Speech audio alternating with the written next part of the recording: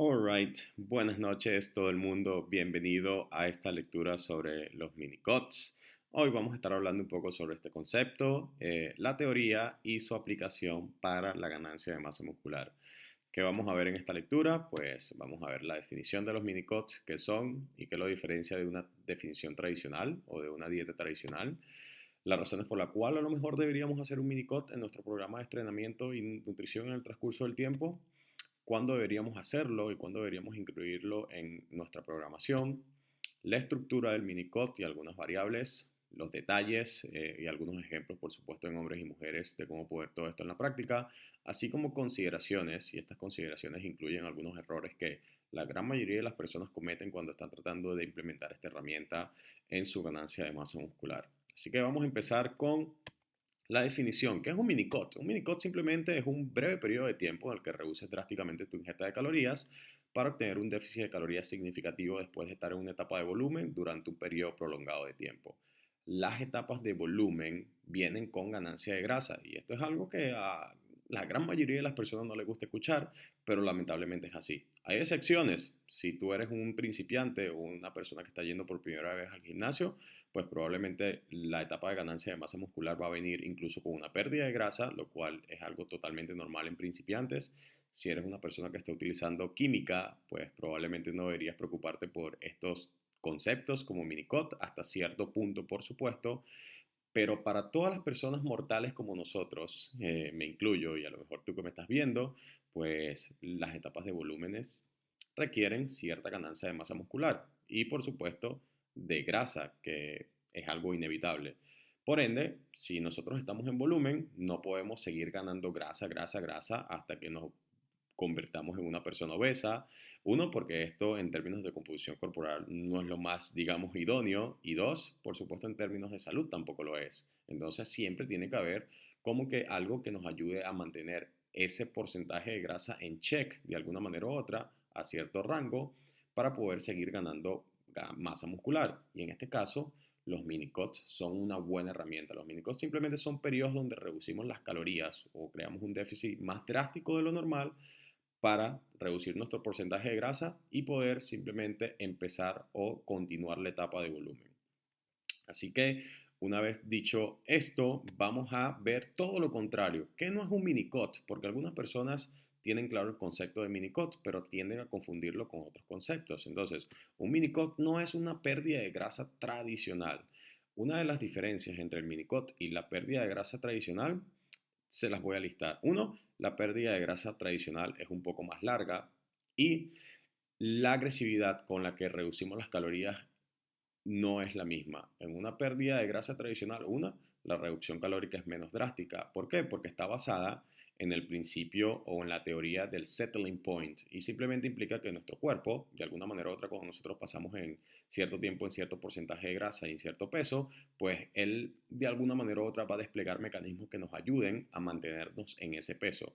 Entonces, si nosotros queremos mover ese settling point o dejar que nuestro cuerpo se acostumbre a estar en ese peso, tenemos que hacernos de una manera progresiva, es decir, tenemos que perder peso de una manera lenta y sostenible, no solamente para mantener la masa muscular, sino para ir dándole tiempo al cuerpo de que se adapte y el cuerpo no quiera pelear de vuelta para hacernos ganar todo el peso de vuelta y llevarnos a ese settling point o a ese punto fijo en el que estábamos anteriormente.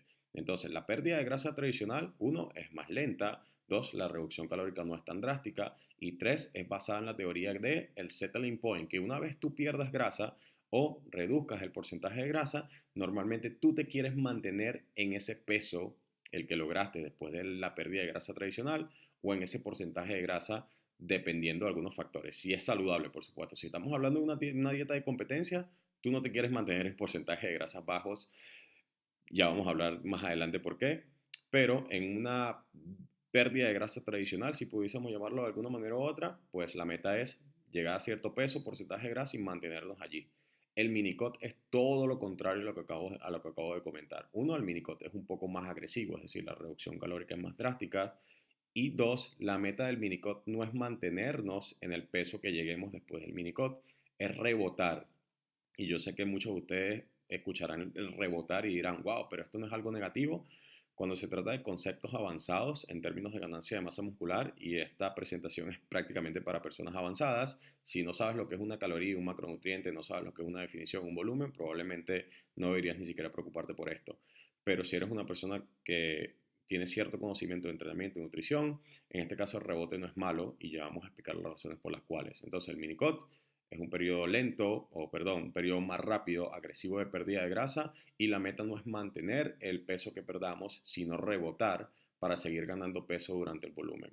Un mini-cut tampoco es, ok, como es un periodo drástico de pérdida de grasa, entonces yo voy a perder tanto peso como pueda lo más rápido que pueda. Esto tampoco funciona así, porque si bien es cierto que queremos reducir el porcentaje de grasa, la meta del mini-cut es mantener la masa muscular. Entonces no podemos tampoco abusar y decir, bueno, como esto es drástico, yo voy a dejar de comer y voy a hacer 1000 horas de cardio, bajo 10 kilos en 2 semanas y entonces ya puedo continuar el volumen. No, porque el músculo es súper difícil de ganar y si haces esto vas a perder músculo y estás dando 3 pasos hacia atrás para dar 2 pasos hacia adelante y esto no tiene ningún sentido. Entonces, un mini-cut no es una pérdida de grasa tradicional en el sentido que no es súper lenta, pero tampoco es súper rápida que nos haga perder músculo. El minicot se encuentra en el medio y es el punto balance entre estas dos variables. Entonces, una vez definido este concepto, vamos a ver las razones por las cuales deberíamos hacer un minicot o por la cual sería una buena idea que lo implementases en tu estructura o en tu programa durante el año.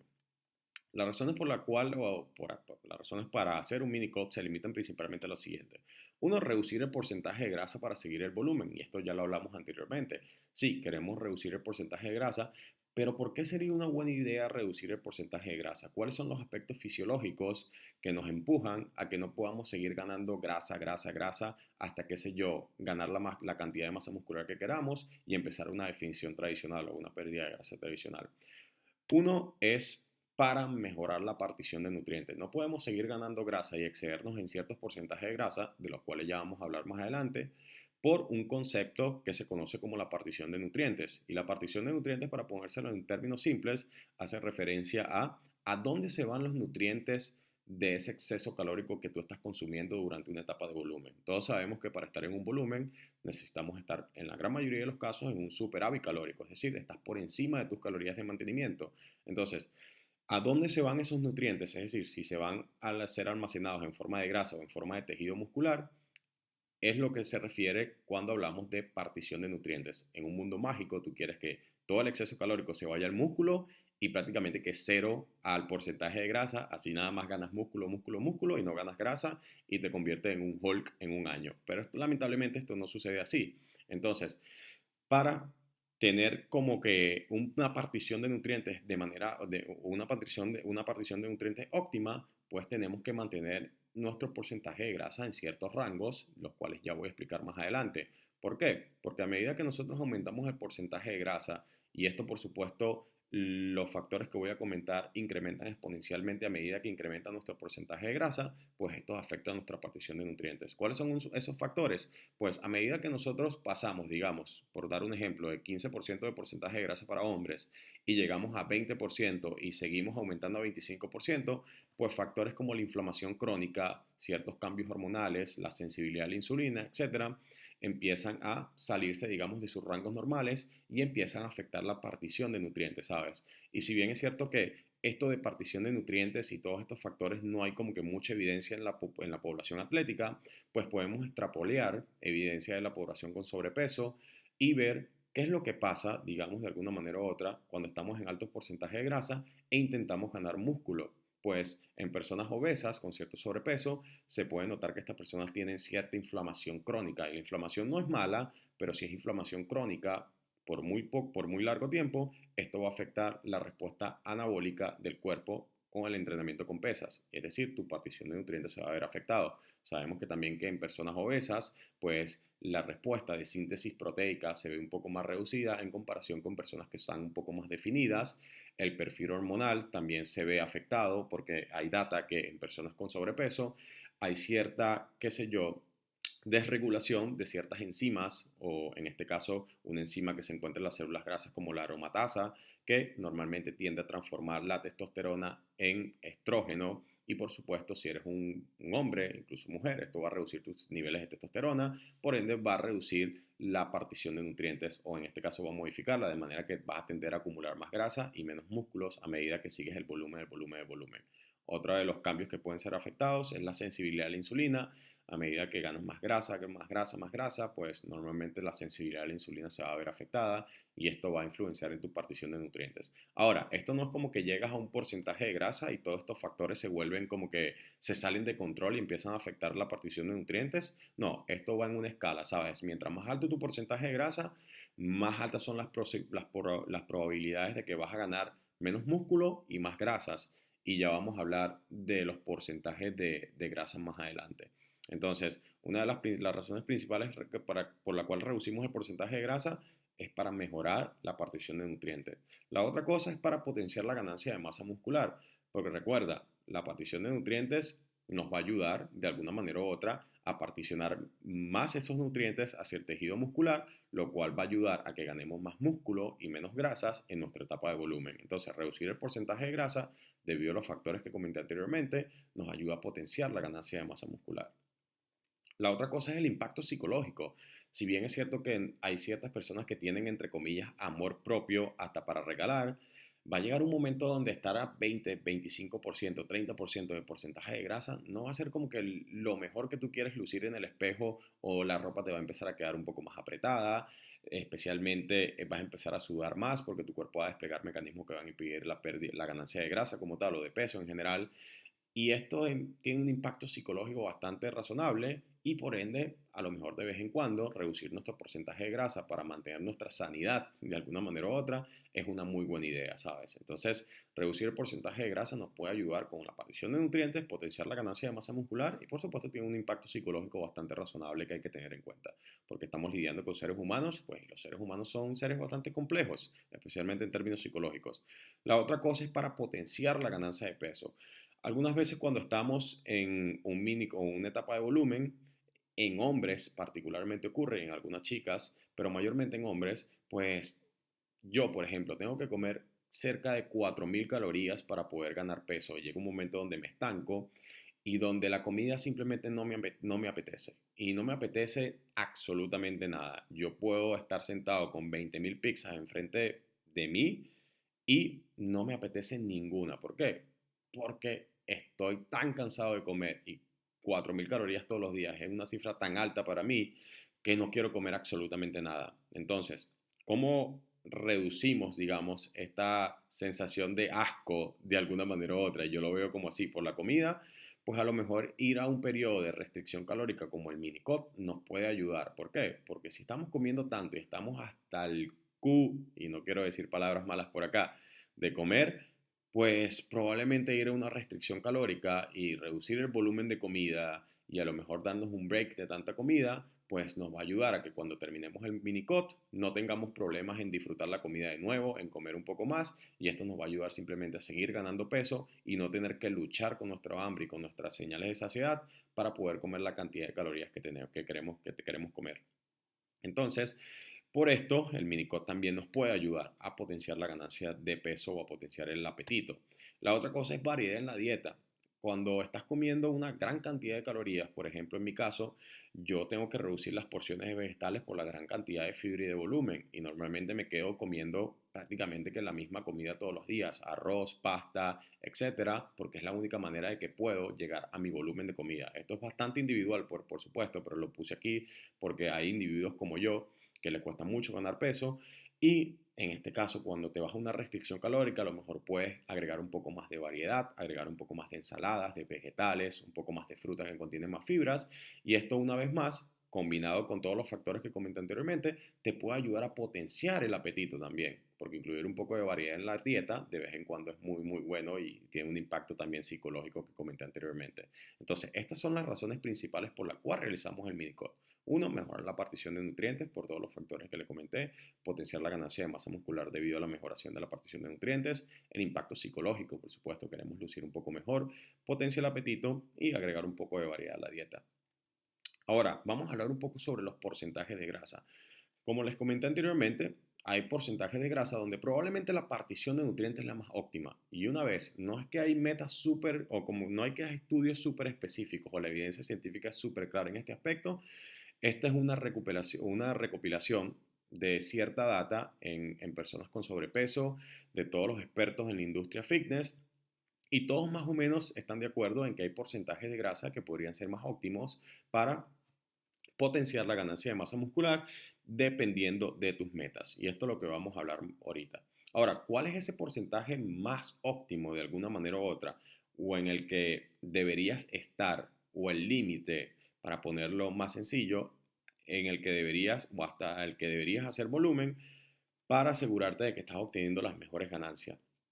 Ese porcentaje es el más óptimo, sería entre un 15% de porcentaje de grasa para los hombres y un 23% para las mujeres. Nosotros sabemos que las mujeres perdón, genéticamente almacenan un poco más grasa que los hombres.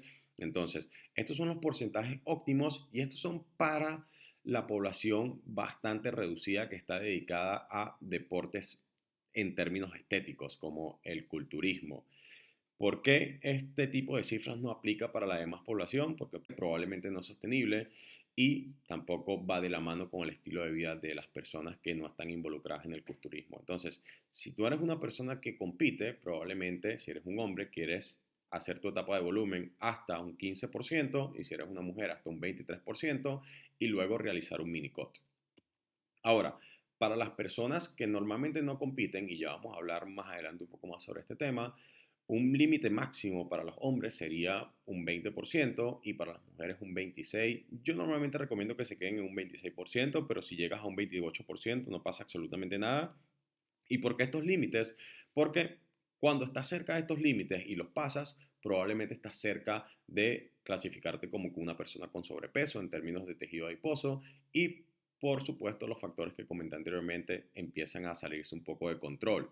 Y esto es algo bastante hipotético, no hay bastante evidencia en esto, pero probablemente quieras mantenerte en este rango para asegurarte no nada más de que estés potenciando la ganancia de masa muscular, sino también para que tu salud esté en orden, porque hay personas que a lo mejor pasan de 20% de porcentaje de grasa y empiezan a tener problemas que normalmente no tienen cuando están por debajo del 20%. Por ejemplo, yo cuando estoy por encima del 20% de porcentaje de grasa, empiezo a sufrir de apnea del sueño, no duermo bien, se me empieza a trancar la respiración durante la noche, etcétera, y eso no es saludable en el transcurso del tiempo, ¿sabes? Por ejemplo, en mi caso, no es que te vas a morir de eso, pero si no estoy durmiendo bien, pues esto tampoco potencia mi ganancia de masa muscular, hace que esté más estresado durante el día y esto tampoco me ayuda. Entonces, estar dentro de estos límites para las personas en general está súper bien y para la población competitiva o de culturismo, llegar hasta un 15% para los hombres y un 23% para las mujeres es algo bastante razonable.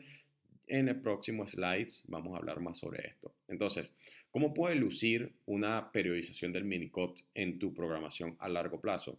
Pues lo más recomendable es que si tú eres un hombre empieces un volumen en un 8 o un 10% de porcentaje de grasa y si eres una chica lo empieces en un 15 o un 17% de porcentaje de grasa. Pongo estos rangos porque algunas personas se pueden sentir muy bien en un 8% y algunas personas no. Hay algunas personas que tienen bajo líbido, qué sé yo, deseo sexual, que tienen un apetito insaciable, que se sienten fatigados, que no duermen bien, y esto es debido a ciertas desregulaciones hormonales que ocurren a bajo porcentaje de grasa, y hay personas que no, entonces por eso ponemos ese rango, pero lo que se evidencia normalmente es que entre 8 y 10% de porcentaje de grasa es un buen punto de inicio para la ganancia de masa muscular en términos de hombres y para las chicas entre un 15 y un 17%. ¿Por qué no empezar una etapa de volumen estando en un 6% de porcentaje de grasa o en un 10% de porcentaje de grasa para las chicas? Porque esto, si bien es cierto que es un porcentaje bastante bajo, no es óptimo porque tu perfil hormonal en ese porcentaje de grasa no va a ser para nada idóneo para construir masa, no va a ser nada idóneo para construir masa muscular. De hecho, si cualquier competidor que me está escuchando ahora se ha realizado exámenes en 6% de porcentaje de grasa, se va a dar cuenta que la testosterona está por el suelo, el cortisol está por el cielo y esto no es idóneo para la ganancia de masa muscular. Entonces, desde un punto de vista óptimo en términos hormonales y fisiológicos, el 8 y el 10% para los hombres, el 15 y el 17% para las mujeres es lo más recomendable. Entonces, si tú quieres empezar un volumen, probablemente empieces en ese rango, escalas, digamos, hasta un 14% de porcentaje de grasa para un hombre, luego vas a un mini cut, luego escalas nuevamente hasta un 15% y sigues nuevamente dependiendo de tus metas. Si eres un competidor, probablemente quieras mantenerte en esta zona del 15% de porcentaje de grasa, como te comenté anteriormente. Uno, porque como competidor tu meta es maximizar la ganancia de masa muscular. Y si quieres maximizarla, probablemente quieres mantenerte en el rango más óptimo. Pero no solamente por eso, porque si tú eres un competidor y subes hasta el 20% de porcentaje de grasa, ¿cuánto tiempo crees que te va a tomar definir hasta bajar un 6, un 4% de porcentaje de grasa para competir en culturismo? Probablemente te va a tomar meses y meses y vas a arriesgar la pérdida de masa muscular, va a tener un impacto psicológico bastante amplio y por supuesto tienes como que deadlines o tienes fechas que cumplir y si la preparación te va a tomar 2 años porque ahora te volviste, qué sé yo, o te volviste una vaca o llegaste a un 25% de porcentaje de grasa, pues créeme que lo que tú estás haciendo no es culturismo, te lo aclaro de una vez por todas. Entonces, si eres competidor, mantenerte en un rango de 15% para los hombres y 23% para las chicas es lo más óptimo. Ahora, si no eres competidor, puedes subir a los valores que comenté anteriormente, 20% para los hombres, 28% para las chicas. ¿Por qué? Porque no tienes metas específicas y porque tu meta no es ser lo mejor de lo mejor. Entonces, si tu meta no es ser lo mejor de lo mejor, puedes ser un poco más flexible con estos valores. Entonces, de esta manera lo pudieses periodizar en el transcurso del tiempo, subir, haces una etapa de volumen, haces un mini cut, haces una etapa de volumen nuevamente, haces un mini cut. Cuando llegues al punto máximo donde no puedas seguir haciendo mini cut ni volumen, pues probablemente quieras hacer una etapa de mantenimiento, que a lo mejor hago una presentación más adelante sobre eso, y luego quieras empezar, o a lo mejor deberías empezar tu etapa de definición como tal tradicional o tu dieta larga para la competencia y ya a lo mejor esto requiere otra presentación. Pero en general, esto es una manera en que la cual la puedes periodizar dentro de tu estructura anual en términos de entrenamiento y nutrición. Ahora, hablando de la estructura del mini-cut, ¿cuáles son algunas de las cosas que tenemos que tener en cuenta para estructurarlos? Una, la duración. Yo recomiendo normalmente que sea entre 3 y 6 semanas. Hay muchas personas en la industria fitness, expertos, que recomiendan entre 2 y 6 semanas. Normalmente 2 semanas yo le veo la ciencia, a menos de que sea para casos puntuales, pero ¿sabes? En 2 semanas no se ven como que resultados significativos, por ende de 3 a 6 semanas. ¿Por qué no más de 6 semanas? Porque empezamos a arriesgar la pérdida de masa muscular probablemente. Recuerda que los minicos son un poco más drásticos, así que tenemos que limitarlos a ese corto periodo de tiempo. La tasa de pérdida de peso tenemos que tomarla en cuenta también para estructurarlo. Normalmente yo recomiendo entre un 0,75 y un 1,25% de tu peso por semana. Ya vamos a hablar sobre esto, cómo escoges o por qué escoges 0,75 o 1,25. Pues una regla bastante simple es, mientras más corto y más alto tu porcentaje de grasa, más agresivo puede ser. Si tú eres una persona que va a realizar un mini-cut por 4 semanas porque quiere reducir cierto porcentaje de grasa, y está en el porcentaje alto del porcentaje de grasa del límite que les comenté anteriormente, pues probablemente puede ser un poco más agresivo, especialmente si eres un hombre y tiene bastante disponibilidad calórica. Las chicas normalmente tienden a tener o a requerir menos calorías que los hombres, pues a lo mejor puedes como que optar por el 1,25% de tu peso por semana y no arriesgarías la pérdida de masa muscular y perderías un porcentaje de grasa razonable de alguna manera u otra. Por otro lado, si eres una chica y quieres perder nada más, qué sé yo, un 3-4% de porcentaje de grasa y lo quieres hacer en 6 semanas, aplicar el 1,25% sería una terrible idea, ya que uno, la reducción calórica es muy drástica y dos, es por 6 semanas, es como que el límite máximo del mini-cut. Entonces, si eres una chica que quiere perder nada más 3-4% de porcentaje de grasa y lo quieres hacer en 6 semanas, pues un 0,75 podría ser una muy buena idea y estrategia para implementarlo, bastante sostenible y no es algo que te va como que a matar y a dejar muriéndote de hambre. Pero, por supuesto, lo más recomendable para la gran mayoría de los individuos es 1% del peso por semana. Es lo que yo recomiendo para la gran mayoría de las personas, chicas, chicos, 1% por semana es una pérdida bastante razonable, está con un muy bajo riesgo de la pérdida de masa muscular y nos ayuda a maximizar la pérdida de masa de grasa durante el mini-cut. Por supuesto, hay que evaluar las necesidades del individuo. Ya le comenté anteriormente que si el individuo tiene un poco más de porcentaje de grasa, quiere ser un poco más agresivo, dependiendo de cuánto porcentaje de grasa tenga que perder, dependiendo de si es un competidor o no, todo eso hay que evaluarlo a la hora de tomar en cuenta todas estas variables que acabo de comentar, tasa de pérdida de peso y la duración. Y por último, la distribución de los macronutrientes. ¿Cómo distribuimos los macronutrientes durante el minicot? Perdón. Pues lo que yo recomiendo mayormente es entre 2 gramos a 2,8 gramos por kilo de peso. Ya vamos a dar algunos ejemplos sobre esto. Las grasas, 0,5 gramos y 1 gramo por kilo de peso. Ya vamos a hablar un poco más sobre esto más adelante. Preferiblemente en el bajo rango, es decir, en el 0,5% para, en el 0,5 gramos por kilo de peso, perdón, para poder darle espacio a los carbohidratos, que los carbohidratos nos van a ayudar con ciertas cositas que ya vamos a hablar aquí en el próximo slide. Ahora, con los detalles.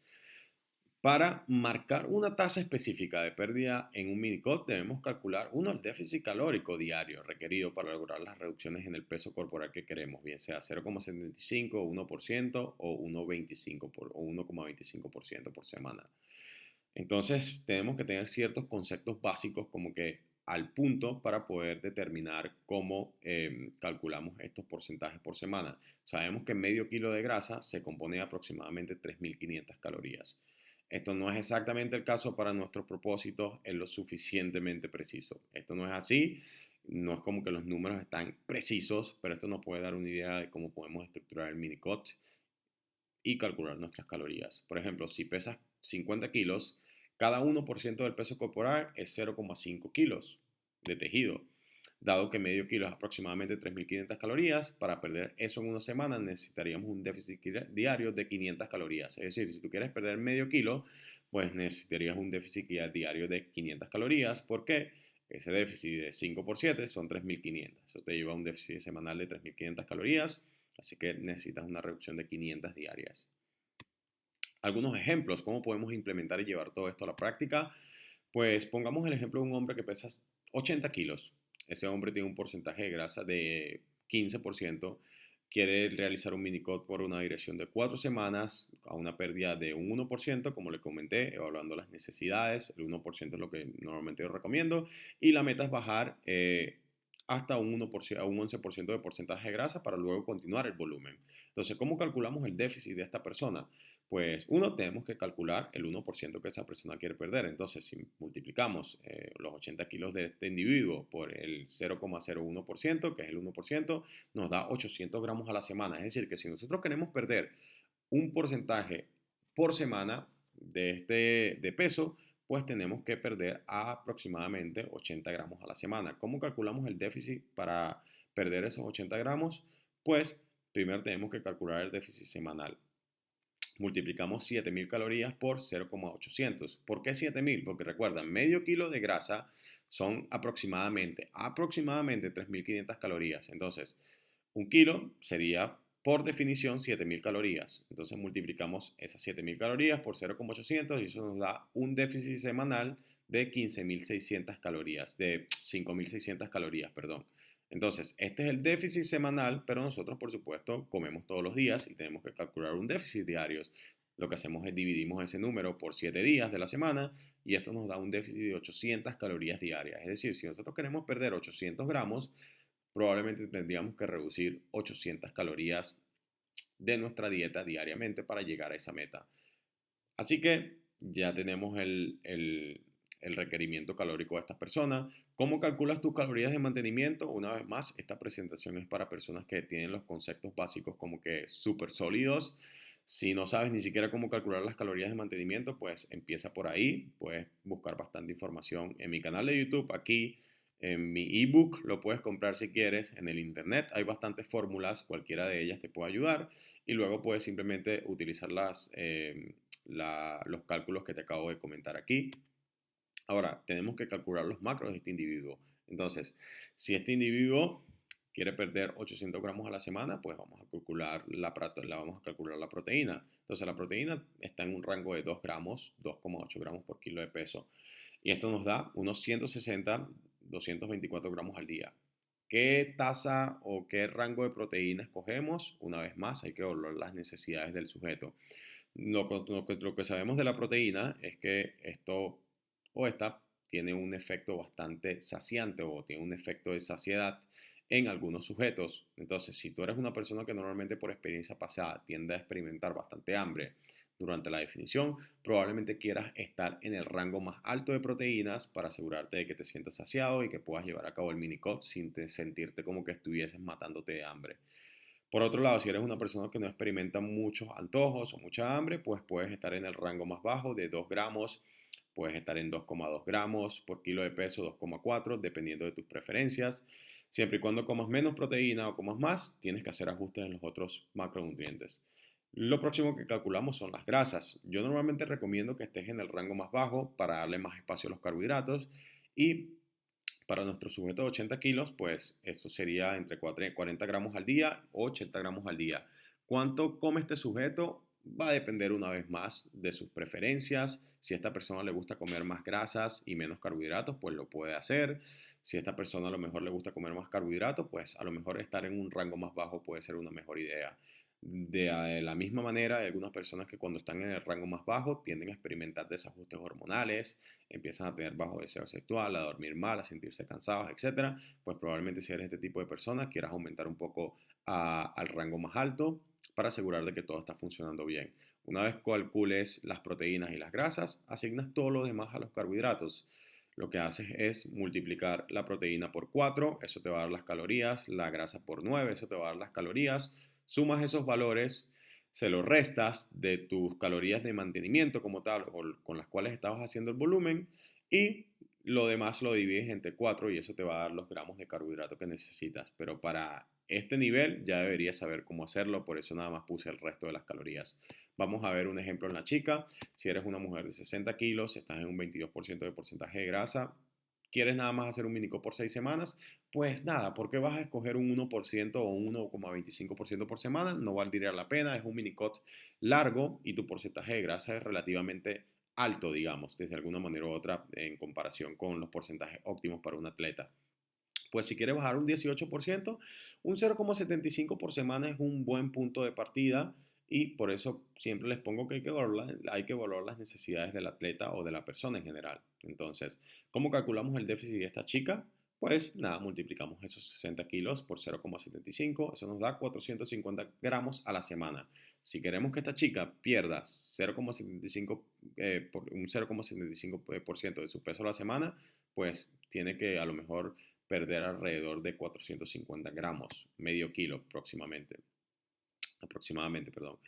Y el próximo paso es calcular el déficit semanal. Pues una vez más, recuerda, medio kilo contiene 3.500 calorías aproximadamente. Un kilo contiene 7.000 calorías, multiplicamos 7.000 por 0,450 y esto nos da un total de 3.150 calorías, lo cual nos lleva a un déficit diario de 450 calorías. Dividimos ese valor por 7 y eso nos da las calorías diarias que necesitamos consumir para lograr ese déficit. Vamos con la distribución de macronutrientes, una vez más, de 2 gramos a 2,8 gramos por kilo de peso. Eso nos da 120, 168 gramos al día.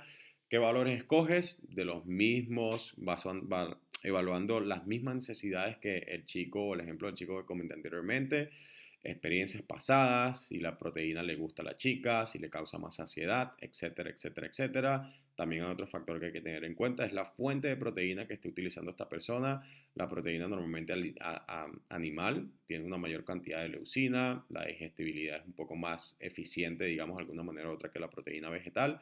Por ende, si estás obteniendo tu proteína de fuente animal, probablemente no hay ningún problema si estás en el rango bajo de proteína, 2 gramos por kilo de peso. Si eres una persona vegetariana o vegana, probablemente quieres optar por el rango más amplio de 2,8 gramos por kilo de peso para asegurarte de que estés obteniendo una buena cantidad de aminoácidos esenciales para potenciar la síntesis de proteína y mantener la masa muscular durante el mini-cut. Luego asignas las grasas, una vez más va a depender de las necesidades del individuo y el resto carbohidratos. Así de sencillo. Recuerda que puedes aplicar bastante flexibilidad. Si te gusta comer más grasa, lo puedes hacer. Si te gusta comer menos carbohidratos, pues hazlo de esa manera. Es todo lo contrario. Te gusta comer más carbohidratos y menos grasa, también lo puedes hacer. Solamente trata de respetar tus proteínas y tus calorías, que es lo más importante como tal. Así que estos son algunos ejemplos. ¿Cuáles son algunas consideraciones que tenemos que tomar en cuenta para llevar a cabo el mini-cut? Uno, son las fluctuaciones en fluido, glucógeno, volumen de comida, etc. Cuando tú empiezas el mini-cut como tal, vas a perder en las primeras semanas, especialmente en la primera y mayormente en la segunda, un poco más de lo planeado. Si bien es cierto que a lo mejor tú planeabas perder medio kilo de peso, vas a perder a lo mejor 1 kilo de peso, 2 kilos de peso. Esto significa que estás perdiendo peso a un rango o una tasa más de lo planificado. No, recuerda que normalmente 1 gramo de carbohidrato almacena consigo, qué sé yo, unos 3 4 gramos de agua. Entonces, esto te va a llevar a que cuando reduzcas los carbohidratos, porque vas a reducir tus calorías, vas a reducir el volumen de comida y vas a perder una gran cantidad de peso las primeras semanas. Esto no significa que es grasa, es mayormente fluido, glucógeno, volumen de comida, etcétera, etcétera, etcétera. Entonces, tienes que tener en cuenta que las fluctuaciones en fluido, no hay que como que alarmarse mucho por eso, especialmente si ocurre en las primeras semanas debido a los factores que comenté anteriormente. Cardio durante el minicot. Es decir, que si yo puedo crear un déficit calórico, lo hago todo a través del cardio, probablemente no. ¿Por qué? Si bien es cierto que la fisiología no trabaja como que en blanco y negro, como que está encendida o apagada, hay ciertas señalizaciones que envía el cardio al cuerpo que no envía el entrenamiento con pesa. Cuando tú entrenas con pesa, las señalizaciones vía mTOR son prácticamente anabólicas y cuando haces el cardio, que tiene una gran demanda aeróbica, envía otro tipo de señalización un poco más catabólica o AMPK. Esto por supuesto es fisiología que no importa mucho en esta lectura, pero una vez más, no es que esto esté encendido y apagado, pero si tú decides crear todo el déficit calórico a través del cardio durante el minicot, probablemente vas a aumentar el riesgo de pérdida de masa muscular y esto no lo queremos. Entonces, yo recomiendo que durante el minicot, por las razones mencionadas y especialmente porque la idea es potenciar la ganancia de peso y potenciar el apetito, pues tú quieres que a lo mejor la reducción calórica venga en su gran mayoría de la parte de la nutrición y muy poco cardio, para que cuando vuelvas al volumen puedas ganar peso porque puedas a lo mejor tener un poco más de apetito y al mismo tiempo preservar la masa muscular durante el minicot. Entonces, no más de tu mitad de las sesiones de pesa en forma de cardio. ¿A qué me refiero con esto? Si estás haciendo 6 horas de pesa a la semana, pues tienes que limitar el cardio y esto es un punto como que, sabes, bastante de referencia, no que tiene que ser así, pero yo recomiendo como tal que lo más óptimo sería no hacer más de 3 horas de cardio a la semana. Si tienes 8 horas de pesa, no hacer más de 4 horas de cardio. Es decir, limita el trabajo de cardio a la mitad de lo que estás haciendo con pesas para evitar como que se convierta en un maratón en lugar de en una definición con la finalidad de perder, de mantener la masa muscular. Ajustes durante el minicot tenemos que tener en cuenta, yo normalmente recomiendo que no se realicen ajustes si el minicot es de 3-4 semanas. Si el minicot es de 3-4 semanas, probablemente no necesites hacer ningún tipo de ajustes. Las primeras 2 semanas vas a perder prácticamente glucógeno, volumen de comida, etcétera, y ya después vas a empezar a perder grasa y cuando te des cuenta ya habrás terminado el minicop y ni siquiera las adaptaciones metabólicas habrán ocurrido para ese entonces, así que realizar como que ajustes si tu minicot es de 3-4 semanas no vale la pena. Ahora, si el minicot dura unas 5 o 6 semanas, pues probablemente, dependiendo del rango de peso que hayas estado perdiendo semana tras semana, a lo mejor puedes hacer ajuste la tercera o la cuarta semana, de manera que te asegures que pierdas o estés perdiendo la misma tasa de peso que cogiste cuando empezaste el minicot para la semana número 6 y número 5 o número 5 y número 6. Entonces, si el minicot es más largo, puedes hacer ajustes. Si es de 3-4 semanas, pues yo considero que no vale la pena y confíes en el proceso como tal, que es una frase bastante cliché que nosotros decimos en el mundo fitness. Por último, el rebote después del minicot. De la misma manera como perdimos cierto glucógeno, agua, etcétera, volumen de comida durante el minicot, pues cuando pasemos del minicot a la ganancia de masa muscular, todo esto lo vamos a ganar de vuelta y tenemos que tener en cuenta estos factores. Por ende, no podemos simplemente tratar de volver al rango o a la tasa de ganancia que teníamos anteriormente. Digamos que tú estabas ganando un 0,5% de peso por semana durante el volumen, pues no puedes volver a ese rango porque probablemente a lo mejor tienes que esperar que tu cuerpo se regule en términos de pasar del minicot al volumen para que te des cuenta si de verdad estás en las calorías que necesitas para mantener cierta ganancia de peso y no excederte y terminar ganando grasa muy rápido y después tengas que hacer un minicot a un tiempo que no habías deseado. Entonces, yo te recomiendo que cuando pases del minicot al volumen, hagas un monitoreo de 2 semanas y apunte por rango más bajo. Si estabas ganando peso a un 0,5% de tu peso por semana, pues apunta a un 0,25% por semana y si el peso se mantiene por 2 semanas o no se mueve o se mueve muy rápido, pues haces ajustes en base a ello, pero hazle monitoreo por 2 semanas y no cambies las calorías por nada. Las primeras, especialmente 2 semanas del mini-cut, porque recuerda que tu cuerpo se va a estar regulando después que vengas del déficit drástico que venía saliendo, ¿sabes? Así que estas son algunas de las consideraciones que creo que tengan que tomar en cuenta cuando vayan a realizar y aplicar esta herramienta en su estructura o en su programa en el transcurso del tiempo. Y espero que esta lectura les haya ayudado. La dejo hasta aquí. Creo que se hizo un poco más larga de lo que esperaba. Y muchas gracias por escuchar. Nos vemos en la próxima lectura.